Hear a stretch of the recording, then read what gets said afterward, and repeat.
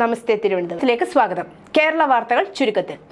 കേന്ദ്ര റെയിൽവേ മന്ത്രി അശ്വിനി വൈഷ്ണവും മുഖ്യമന്ത്രി പിണറായി വിജയനും തമ്മിലുള്ള കൂടിക്കാഴ്ചയിൽ അങ്കമാലി എരുമേലി ശബരി റെയിൽ പദ്ധതി നടപ്പാക്കാൻ തീരുമാനമെടുത്തതിൽ പ്രതീക്ഷ അർപ്പിച്ച് കോട്ടയം ജില്ല. കല്ലിട്ട് തിരിച്ച സ്ഥലങ്ങളുള്ളവർക്കും പദ്ധതി നടപ്പാക്കുമെന്ന പ്രഖ്യാപനത്തിൽ ആശ്വാസം.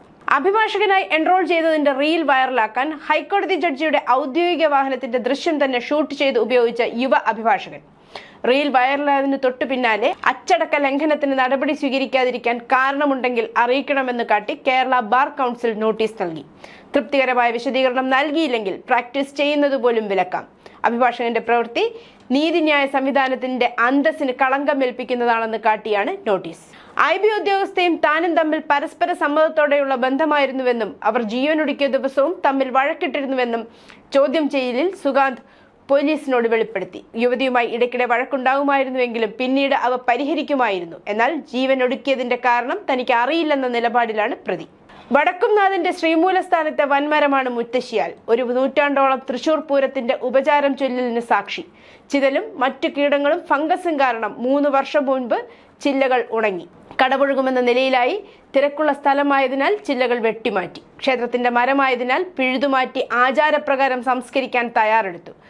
ചിതയും പകരം നടാനുള്ള തൈയും തയ്യാറാക്കി. ദഹിപ്പിക്കാൻ ഒരുങ്ങിയപ്പോഴാണ് ഇവിടെ പുതുനാമ്പുകൾ ശ്രദ്ധയിൽപ്പെട്ടത്. കൊടും വേനലിൽ തളിർത്ത് ചില്ലകളായി. പുതുജന്മം കണ്ടറിയാൻ കേരള വന ഗവേഷണ കേന്ദ്രത്തിലെ ശാസ്ത്രജ്ഞരെത്തി. ചികിത്സിച്ച് ആരോഗ്യം വീണ്ടെടുക്കാൻ തീരുമാനിച്ചു. കേരളത്തിന് ആവശ്യം സെമി ഹൈസ്പീഡ് റെയിൽപാതയാണെന്ന് മെട്രോമാൻ E. ശ്രീധരൻ കേന്ദ്ര സർക്കാരിനെ ബോധ്യപ്പെടുത്തുമെന്ന് പറഞ്ഞു. നിലവിലെ പാതയ്ക്ക് സമാന്തരമായി 2 ലൈനുകൾ കൂടി നിർമ്മിച്ചാൽ യാത്രാ ദുരിതം പരിഹരിക്കാനാവില്ല. തെക്ക് വടക്ക് 2 ലൈനുകൾ കൂടി ഉണ്ടാക്കിയാലും അതിലൂടെ വേഗ ട്രെയിനുകൾ ഓടിക്കണമെങ്കിൽ ഇരുവശവും മതിൽ കെട്ടേണ്ടി വരും. ഇത് ജനങ്ങൾക്ക് കൂടുതൽ ബുദ്ധിമുട്ടാകും. അതിനാൽ 200 കിലോമീറ്റർ വരെ വേഗതയിലുള്ള ട്രെയിൻ ഇടനാഴിയാണ് വേണ്ടതെന്നും അദ്ദേഹം പറഞ്ഞു.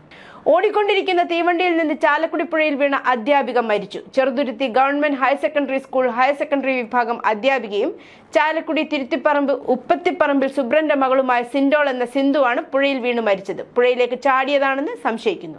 കേസൊതുക്കാൻ വേണ്ടി കശുവണ്ടി വ്യവസായിയിൽ നിന്ന് 2 കോടി രൂപ കൈക്കൂലി ആവശ്യപ്പെട്ട സംഭവത്തിൽ വിജിലൻസ് അന്വേഷണത്തോട് എൻഫോഴ്സ്മെന്റ് ഡയറക്ടറേറ്റ് ED സഹകരിക്കില്ല. കേന്ദ്ര ധനമന്ത്രാലയത്തിന്റെ നിർദ്ദേശം പരിഗണിച്ചാണിത്. പോലീസ് നിർദ്ദേശപ്രകാരമാണ് ED കേസെടുത്തത്. ഇതിന്റെ വിവരങ്ങൾ EDയോട് തന്നെ ചോദിക്കുന്നത് പരിഹാസമാണെന്നാണ് EDയുടെ നിലപാട്. കൈക്കൂലി കേസിലെ 1-ാം പ്രതി ED അസിസ്റ്റന്റ് ഡയറക്ടർ ശേഖർ കുമാറിന്റെ അറസ്റ്റ് 11 വരെ ഹൈക്കോടതി തടഞ്ഞിട്ടുണ്ട്. ഇതിനിടെ സംസ്ഥാന വിജിലൻസിലെ പ്രമുഖരുടെ സ്വത്തുക്കളിൽ കേന്ദ്ര ഏജൻസികളും പരിശോധന തുടങ്ങിയിട്ടുണ്ട്. പലരും വരവിൽ കവിഞ്ഞ സ്വത്ത് സമ്പാദിച്ചുവെന്നാണ് പ്രാഥമിക നിഗമനം. ഹണി ട്രാപ്പിലൂടെ യുവാവിന്റെ 60 ലക്ഷവും 61 പവന്റെ സ്വർണ്ണാഭരണങ്ങളും തട്ടിയെടുത്തെന്ന കേസിലെ മുഖ്യപ്രതി അതിരമ്പുഴ അമ്മഞ്ചേരി കുമ്മണ്ണൂർ അർജുൻ ഗോപിയുടെ ഭാര്യ ധന്യ അർജുൻ ഗാന്ധിനഗർ പോലീസിന്റെ പിടിയിലായി. കഴിഞ്ഞ ഏപ്രിൽ 3-ന് ഗാന്ധിനഗർ പോലീസ് രജിസ്റ്റർ ചെയ്ത കേസിൽ അലൻ തോമസ്, ധന്യയുടെ ഭർത്താവ് അർജുൻ എന്നിവരാണ് മറ്റു പ്രതികൾ. ഇവരെ പിടികൂടിയിട്ടില്ല. ആലുവയിലെ മിൽമ ബൂത്തുകളിൽ ചൊവ്വാഴ്ച വിതരണം ചെയ്ത മിൽമ പാൽ പാക്കറ്റുകളിൽ തൂക്കം കൂടുതൽ. പാക്കറ്റ് പാലിൽ 500 ഗ്രാം തൂക്കമുണ്ടാകേണ്ടിടത്ത് 600 മുതൽ 620 ഗ്രാം വരെയാണ് തൂക്കം കണ്ടെത്തിയത്. വില വ്യത്യാസം ഇല്ല. മെഷീൻ പാക്കിംഗിൽ അളവ് തെറ്റിയെന്നാണ് ജീവനക്കാർ പറഞ്ഞത്. അതേസമയം മിൽമ മാനേജ്മെന്റ് വിശദീകരണം നൽകിയിട്ടില്ല. സാധാരണ 1/2 ലിറ്റർ പാക്കറ്റിൽ 523 ഗ്രാം വരെ അനുവദനീയമാണ്. പള്ളിക്കത്തോടിന് സമീപം ചെല്ലൂരി ജംഗ്ഷനിൽ ജലവിതരണ പദ്ധതിയുടെ കുളത്തിലേക്ക് കാർ മറിഞ്ഞ് വിദ്യാർത്ഥി മരിച്ചു. പള്ളിക്കത്തോട് ചെങ്ങളം ചന്ദ്രൻകുന്നേൽ ജെയിംസ് ജോസഫിന്റെ മകൻ ജെറിൻ ജെയിംസ് ആണ് മരിച്ചത്. മാതാപിതാക്കൾക്കൊപ്പം +1 വിദ്യാർത്ഥിയായ സഹോദരൻ ജസ്റ്റിനെ റാന്നിയിലെ ഹോസ്റ്റലിലാക്കിയ ശേഷം മടങ്ങുമ്പോഴായിരുന്നു അപകടം.